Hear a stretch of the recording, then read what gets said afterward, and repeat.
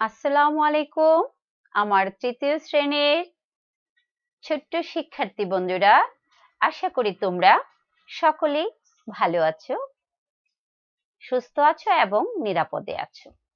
আমি নাজমুন নাহার, সহকারী শিক্ষক, engineering university girls school and college. আজকের বিষয় কি বলতে পারো? আজকের বিষয় কি? বাংলা দ্বিতীয় পত্র, পাঠ পঞ্চদশ। আচ্ছা, পাঠ পঞ্চদশে কি আছে দেখি। জ্যোতি বা বিরাম চিহ্ন। তাহলে প্রিয় শিক্ষার্থী বন্ধুরা, জ্যোতি বা বিরাম চিহ্ন মধ্যে দেখো প্রশ্নের উত্তর দিয়েছি। সেই প্রশ্নটা কি? 1 নম্বর প্রশ্নটা কি হবে? বিরাম চিহ্ন কাকে বলে? আসো, তোমরা কিন্তু খাতায় তুলে নিও প্রশ্নটা। দেখো, বিরাম চিহ্ন কাকে বলে? বাক্য পড়তে বা বলতে কোনো স্থানে কতটুকু থামতে হবে, যে চিহ্নগুলো তা নির্দেশ করে তাদের জ্যোতি বা বিরাম চিহ্ন বলে। প্রিয় শিক্ষার্থী বন্ধুরা, তাহলে তোমরা বুঝতে পেরেছো বিরাম চিহ্ন কাকে বলে। আমি আরেকবার পড়ছি। বাক্য পড়তে বা বলতে কোনো স্থানে কতটুকু থামতে হবে, যে চিহ্নগুলো তা নির্দেশ করে তাদের জ্যোতি বা বিরাম চিহ্ন বলে। প্রিয় শিক্ষার্থী বন্ধুরা, এই যে তোমাদের আজকে তো তোমরা কিসে উঠেছো? ক্লাস 3 তে উঠেছো। হ্যাঁ, কেজিতে কি করেছিলাম?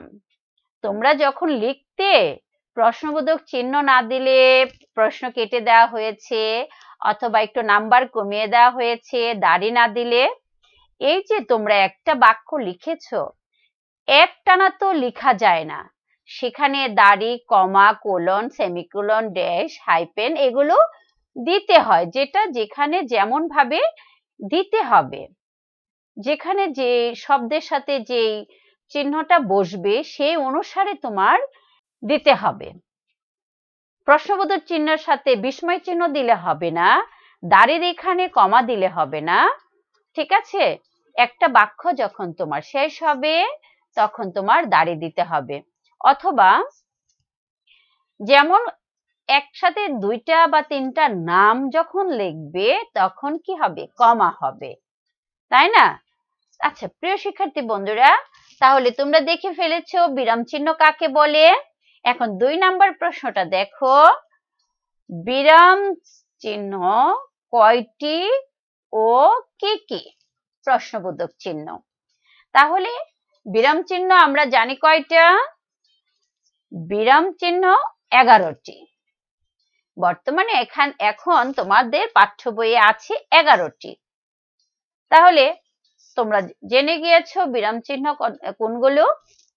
এরপরে দেখো যথা। যথা দিয়ে তোমাদের আমি স্ক্রিনে বিরাম চিহ্নগুলো দেখিয়ে দিচ্ছি, তোমরা একটু দেখে নাও।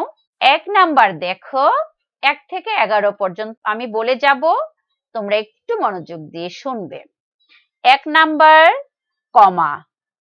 এই কমার আরো কয়েকটা নাম আছে, তোমরা শুধু একটাই লিখবে। তোমরা ছোট মানুষ তো, এত কিছু লেখার দরকার নাই।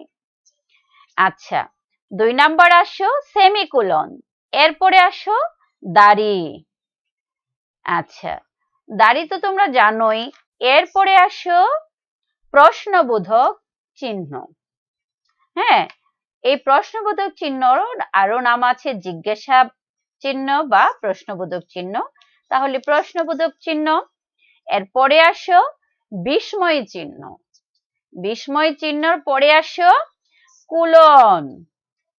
হ্যাঁ, কোলনের পরে আসো হাইফেন।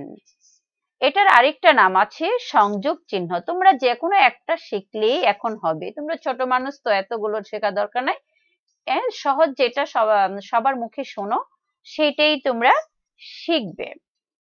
এরপরে আসো ড্যাশ। ড্যাশের পরে আসো লুপ চিহ্ন। লুপ চিহ্ন। এরপরে আসো কোটেশন। এরপরে আসো কি? কোটেশন। কোটেশনের পরে আসো ব্র্যাকেট। ব্র্যাকেটের আরেকটা নাম কি? বন্ধনী। বুঝতে পেরেছো? আমরা যখন কোনো কিছু লিখে আবার তার পাশে যখন আরেকটা শব্দ লিখি তখন আমরা এরকম করে কি ব্র্যাকেট দিয়ে কি করে দেই? আটকে দেই না? সেটা হবে ব্র্যাকেট। আচ্ছা প্রিয় শিক্ষার্থী বন্ধুরা, তাহলে তোমরা আজকে কি চিনে ফেলেছো বলো তো? জ্যোতি বা বিরাম চিহ্ন। তাহলে তোমরা সবাই চিনে গিয়েছো বিরাম চিহ্নটা কি। এটা তোমরা ভালো করে নামগুলো মুখস্থ করবে এবং চিহ্নগুলো যেন তোমরা চিনো কখন কোনটা, সেটা কিন্তু ভালো করে মুখস্থ করে নেবে আর নিজে নিজে আয়ত্ত করে নেবে। তাহলে আজকে তোমাদের বিরাম চিহ্ন সম্পর্কে তোমরা অনেক কিছুই জেনেছো। আরো উপরে ক্লাসে উঠবে, বড় হবে, আরো অনেক কিছু ব্যাকরণ থেকে জানতে পারবে। এটা হলো জাস্ট তোমাদের সূচনা, যে না এইগুলো আছে, এগুলো দিয়ে আমাদের একটা বাক্য সম্পূর্ণ করতে হবে। এই বাক্যটা সিরিয়ালে বলতে গেলে কোথাও দাড়ি, কোথাও কমা, কোথাও হাইফেন, কোথাও কি কোটেশন, এরকম অনেক কিছু আসে, সেগুলো তোমাদের লিখতে হবে। এখন শুধু পরিচিতিটা জেনে নাও, হ্যাঁ, আরো উপরে ক্লাসে উঠলে তখন সেটার প্রয়োগ সম্পর্কে জানবে। তারপরে এখনই তোমরা জানো কোথায় দাড়ি বসবে, কোথায় কমা বসবে, কোথায় প্রশ্নবোধক চিহ্ন বসবে, হ্যাঁ, কোথায় বিস্ময় চিহ্ন বসবে, কোথায় কি হাইফেন বসবে, তাই না? তারপর কোথায় লোপ চিহ্ন বসবে। আচ্ছা, আর বেশি কথা না বাড়িয়ে তোমাদের বাড়ির কাজ দিয়ে দিচ্ছি।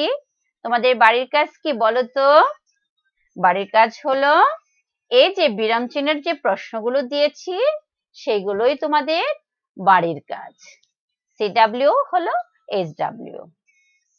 তাহলে প্রিয় শিক্ষার্থী বন্ধুরা, পড়া তো পেয়ে গিয়েছো, ক্লাসটা মনোযোগ দিয়ে দেখবে, হ্যাঁ, দেখে এগুলো সব খাতায় নোট করে রাখবে, খাতায় তুলে রাখবে, নিজে তুলবে। এখন বড় হয়ে গেছো, আম্মু আব্বুকে দিয়ে তুলবে না কিন্তু, নিজে নিজে তুলে খাতায় সুন্দর করে রেখে দিবে এবং সেটা, হ্যাঁ, তোমার প্রয়োজন মতো পড়ে পড়ে মুখস্থ করে রাখবে। আর বেশি কথা বাড়াবো না, তোমরা সকলেই ভালো থাকো, সুস্থ থাকো, সেই আশায় আজকের মতো এখানে বিদায় নিচ্ছি।